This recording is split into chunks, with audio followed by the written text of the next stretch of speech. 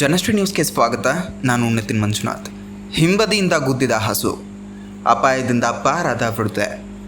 ಒಂಟಿಯಾಗಿ ಓಡಾಡುವ ವೃದ್ಧರಿಗೆ ಎಚ್ಚರಿಕೆ ನೀಡುವಂತಹ ಘಟನೆ ಹಾವೇರಿ ಜಿಲ್ಲೆಯ ಬ್ಯಾಡಗಿ ತಾಲೂಕಿನ ಗುಮ್ಮನಹಳ್ಳಿ ಗ್ರಾಮದಲ್ಲಿ ನಡೆದಿದೆ.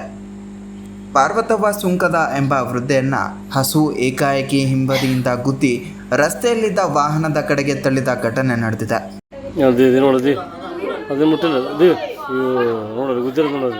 ನೋಡಲ್ಲ ಟಾಟಾ ಸಿಲಕ್ಕೆ ಹೋಗಿಲ್ರು ಬಿದ್ದದ ನೋಡ್ದಿ ಕೊಂಬ್ ಬಿಡ್ಕಂತ ಎರಡು ಅಷ್ಟು ಆದ್ಮೇಲೆ ನೋಡದಿ ಒಂದು ಕಲ್ಲು ಹೇರಿದ ನೋಡಲ್ಲ ಅವಂದೆ. ಇವ ಈಗ ಬರ್ತಾನೆ ನೋಡಿ, ಇವ ಬಿದ್ದಾಡಿ ನೀ ನೋಡ ಹಂಗೆ ನೆಲಕ್ಕೆ ಬಿದ್ದ ಬಿಡ್ಲಾಕೆ ಅಲ್ಲೇ.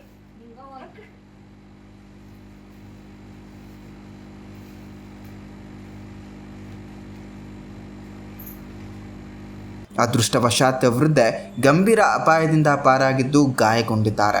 ಸ್ಥಳದಲ್ಲಿದ್ದ ಸಾರ್ವಜನಿಕರು ತಕ್ಷಣ ಸಹಾಯಕ್ಕೆ ಧಾವಿಸಿ ವೃದ್ಧೆಯನ್ನು ರಕ್ಷಿಸಿದ್ದಾರೆ. ಘಟನೆಗೆ ಆಕ್ರೋಶಗೊಂಡ ಜನರು ಹಸು ಮಾಲೀಕನ ಮೇಲೆ ಕೋಪವನ್ನು ವ್ಯಕ್ತಪಡಿಸಿ ತರಾಟೆಗೆ ತೆಗೆದುಕೊಂಡಿದ್ದಾರೆ.